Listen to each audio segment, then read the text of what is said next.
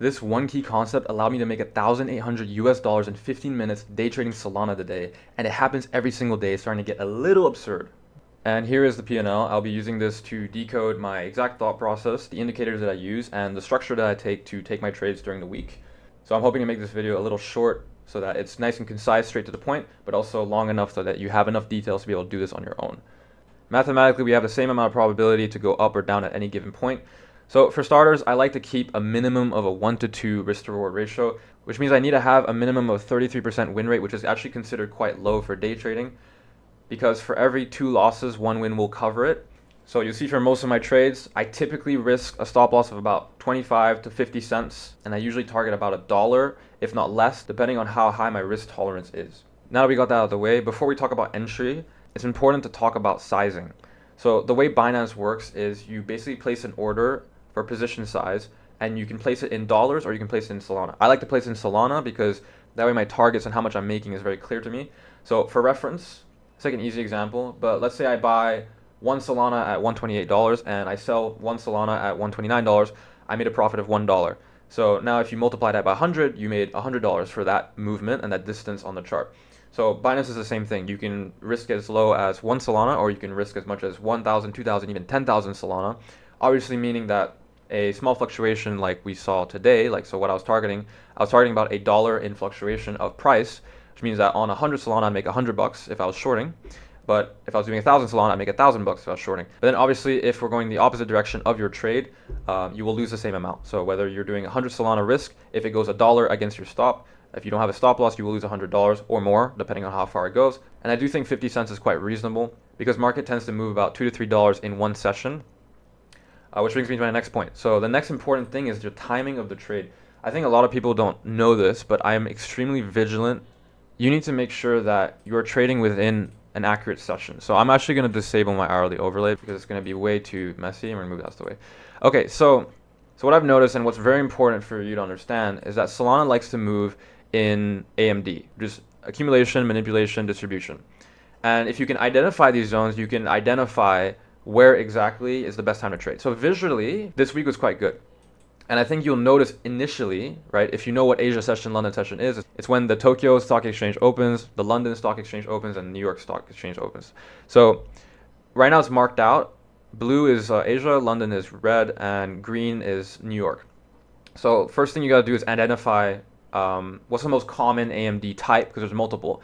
Because we can either have London manipulation or New York manipulation. But what I do want you to just understand, because I don't want to yap about this too much, here as well as Asia, London. And then what happens is we have New York expand, kind of manipulate, and then also expand. And then the next day, what do we have? We have Asia, London manipulation. What do? We sweep out Asia high, London high, and then we actually end up rejecting in the opposite direction. What happens here again? We have Asia, London. What do? We sweep below. This is a very common New York reversal where we go lower, lower, and then we sweep one more time before expanding upwards to take out London high and Asia high, right? So, and that's the one we're going to focus on, okay? So for context, that's what I like to do. I like to go for New York reversals. I usually only trade during New York AM and New York PM. I used to trade during Asia when I was in Manchester, but time zone wise and what I've seen performance wise, we can see that visually New York has a lot more consistency. So I like to just take my trades and try to retain a very high win rate, so I don't want to end up taking these trades during chop. So the important thing is that I actually had a missed trade because my setup did not present itself here. Ideally, this is a very nice setup because we swept all this liquidity down below here and then we ended up reversing. So this would have been a very juicy trade. But yeah, I was actually at golf. I don't know if you guys looked at my Instagram, but yeah, I was just very busy. And honestly, I already had a trade the day before, which is where I made 3 point something K, which I'll have a trade recap on after this video. So what's important is that I had missed my trade on AM, and I don't look at AM anymore, and I ignore lunch. Lunch is the most absurd time to trade. It's horrible. You can see lunch here as well. It's absurd. I just go home, shower, chill, and then come back at PM because that's the only other opportunity I give myself following my rules. So now that you understand which session you're trading, which ideally should be AM, New York AM, or New York PM, now we're going to look at the technicalities of how to enter a trade and how to discern when you should enter a trade. So this is where I stray away from PO3. So everything I talked about was AMD PO3, which is just power 3, is how sessions interact with each other. So that's the larger time frame, but what we're doing is day trading. I'm going for scalps. I'm not looking for swings. I'm not looking for multiple dollar swings. I'm trying to get in and out within 15 minutes, which is exactly what happened today. That trade lasted me 15 minutes, and so that I can go on my day and do other things. So that's just my personal preference. I know a lot of people like to swing. I personally don't like to swing. I like to day trade. It's what I've been doing for over a year now, year and a half. So I'm gonna bring in my Bitcoin because this is also very important for me. A lot of people think that SMT and SMC concepts are only reserved for NASDAQ, but I beg to differ and I say that it actually can be applied to Solana with Bitcoin. So for context, Bitcoin is a much larger market cap cryptocurrency, which means that when it moves, it usually affects the market adversely and in fact correlationally.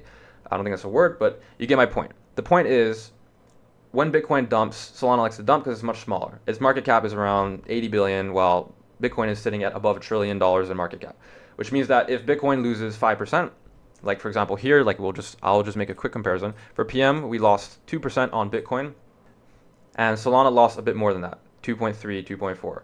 So the point is, whatever happens on Bitcoin is accentuated on Solana, and you should always, always, always look at Bitcoin to look at comparisons, and this is where we look at liquidity sweeps, because if Bitcoin has a reason to reject, it doesn't matter how good Solana looks for longs, for example. If Bitcoin's rejecting above and has grabbed liquidity and is going to move down, Solana's going to move down regardless, no matter how bullish it may look. So that's important to understand, and I will always accentuate on this. So I want you to retain that 2:30 a.m. Singapore time is New York PM open, okay? Because I'm going to remove this indicator so we don't get confused, and I'm going to add the hourly overlay because this is what I use for my entries. We're going to go in lower time frame just so that you can visualize this better. Okay, so just like hourly candles, you'll see that hourly behavior is very important. So the way a candle forms, and by the way, this is completely fractal for all time frames. The way a candle will form, we'll use an hourly candle as an example, but this also happens on the 5-minute. Okay, so just like it does on the hourly, it will also happen on the 5-minute. But just for the sake of the example, we'll take this hourly candle, for example. This is a trending candle, which means we were already bearish previously, and we're just continuing the trend. What does a trending continuation candle look like? What happens is in the first quarter of that candle, so the first 15 minutes of the hourly, we will actually rebalance upward to create what we call the top wick. Because what happens after that is kind of like a fake out, and then the candle flips. Okay, I want you to pay attention to this next candle. This is very important for you to understand how candles are formed and why this is so important on the hourly and why I'm able to time my entries so well. I need you to understand the principle here. Candle's going to move up, form that wick, and then after that, right now it's a bullish candle, right? Flips bearish. This candle flips bearish. And this is a continuation candle. So it's a very classic example. So although we had a rejection on bottom, which I think is a bit inaccurate, so what I'm saying might sound a bit inaccurate, but a proper A+ continuation candle will begin, move up, and then instantly flip within the first quarter, so the first 15 minutes, and flip bearish. You can see that once we get to the 30-minute mark, the candle now only has 30 minutes to kind of lock in its final form. Because we had that fake out to the top to make that top wick, and now we can see we've really continued downwards. So the likelihood of this candle to close bearish is very, very high. And then you'll see the same thing happen at the end of the candle. We will start to move up just at the end of the hour. Why, do you ask? Because that's how you get the bottom wick. Every candle on every time frame has this kind of ideal behavior. I'm not saying it happens all the time, but it's very ideal. The first quarter will go in the opposite direction to create that top wick. Then we will have the actual direction confirming of the candle. And then just at the end, around the 45-minute mark, and this is why I tell people, and the people that ask me, so I would tell you, always close your trade time-based at the 45 to 50-minute mark, because usually we get reversals at the end of the hour, and this is what we call the hourly macro. So I deal with the hourly macro. It's very important because you'll see that if you hold it through the hour, you will lose a lot of your unrealized profits just because you overlook the hourly macro. So now that you understand hourly candle behavior, how did I use hourly candle behavior to dictate this trade? So very simply, hourly candle behavior is very similar to how session behavior works. Let me just bring you back 2 seconds. You remember when we talked about sessions, right? There's another pattern. Imagine sessions as one big candle, like I just showed, okay? PM here does something exactly very similar to what I just talked about. They will manipulate in the opposite direction that it plans to go, distribute, and then just at the end, they will also reverse a little bit as if they're forming that bottom wick. And this is all in parallel with the 1 hour and the 4 hour, because here we start at 30-minute and at the hour. So this hourly kind of reversal idea is also part of PM. So that makes sense, right? But if you look at other areas, right? Forget Asia, forget London. You will see that the same thing here happens as well. The overall move is bullish, correct? So PM was destined to move bullish. So what did it do? Initially, it moved down, grabbed New York lunch low, reversed, played the real move, and then just before it ended, it also reversed. Same pattern, same exact thing. So if you apply this plus the hourly, it's entirely reactive, and there's nothing predictive about this model, which is what I really like about how I trade. So let's talk about the trade. The important thing to notice, first of all, on a higher time frame, is that we had a bullish gap. I'm going to remove the hourly just so you can understand. We had a bullish gap here get completely inverted. So inversion meaning we've closed below the gap. Inversions allow you to enter quite high and actually risk quite little. So once I saw this inversion during lunch and that we closed down here and now PM is opening, what I expected, I told myself I would trade PM if I see PM manipulate upwards first, signaling that we would have a reversal.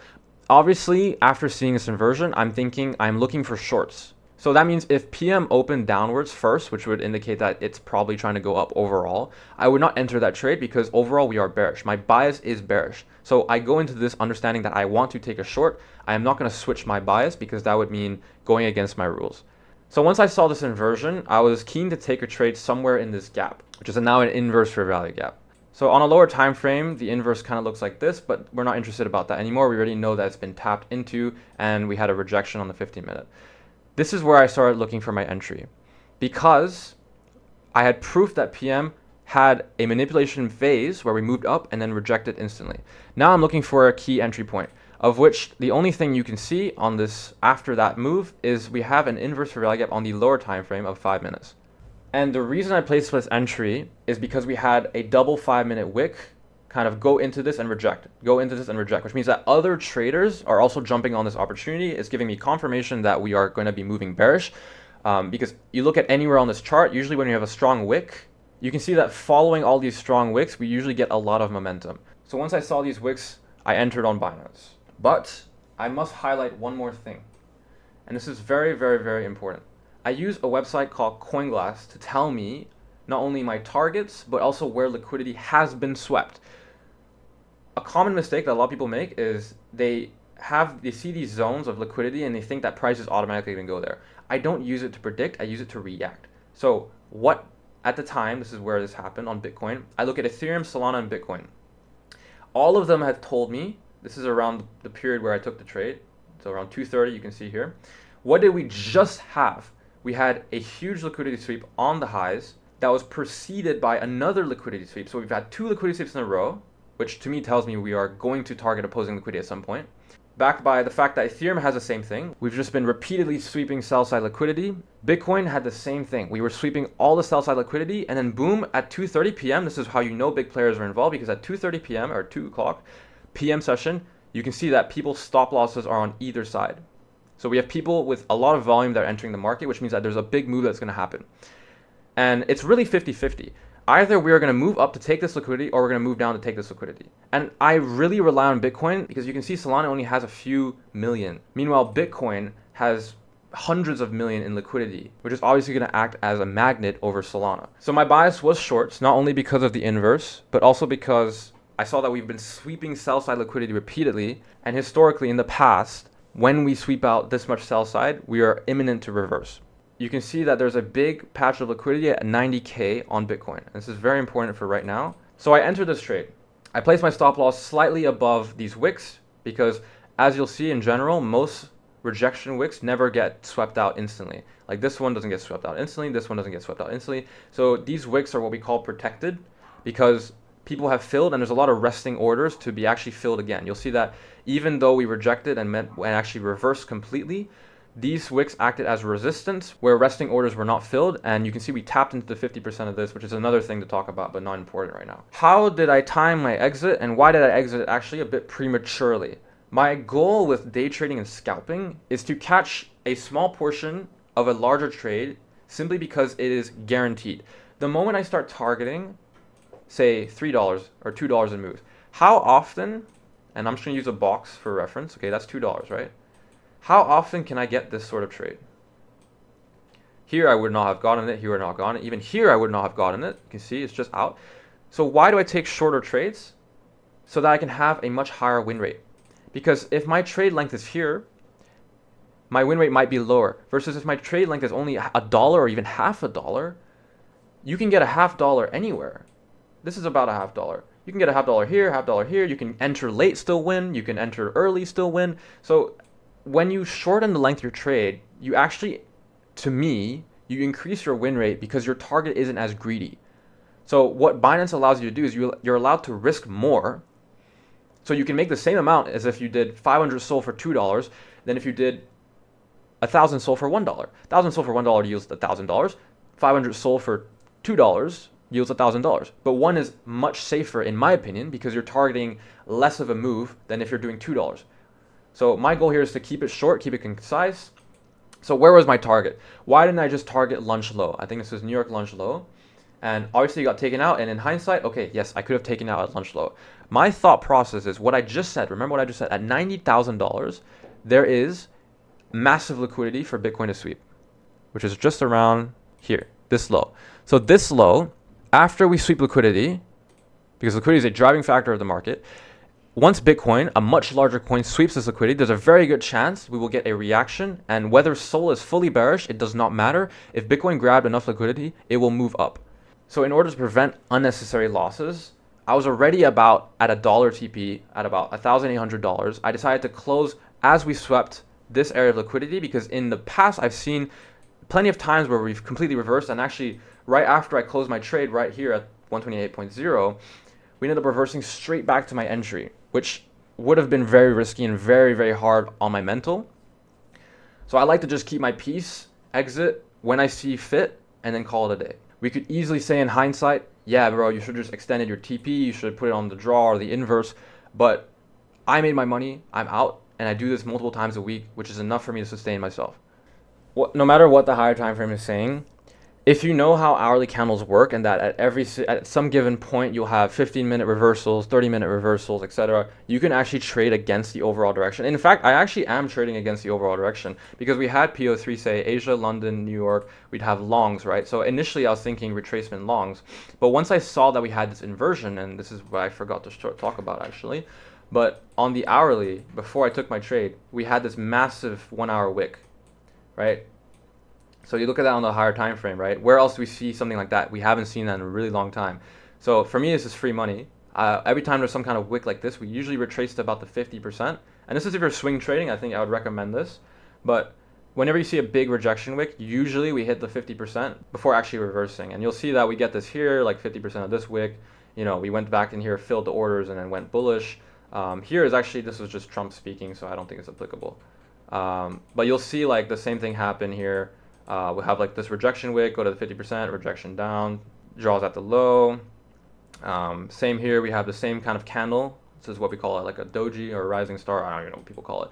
But it went to the 50% and then we rejected down. So these candles are very rare, but they're very, very potent. And I wasn't going to go for longs. Whenever I see this candle, there's absolutely no way I'm going for longs. That's just historically, it's always played out this way. I mean, this morning was so easy because I've seen this 1,000 times.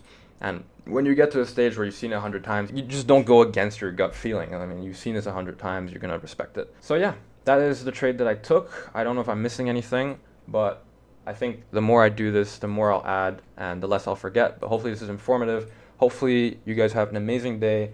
I'm going to go record more of this, and hopefully this helps. And once again, if you have any questions, you can always just DM me on either Discord or Instagram. I'm always available. So yeah, thank you so much. Happy Saturday, and I will see you. Bye-bye.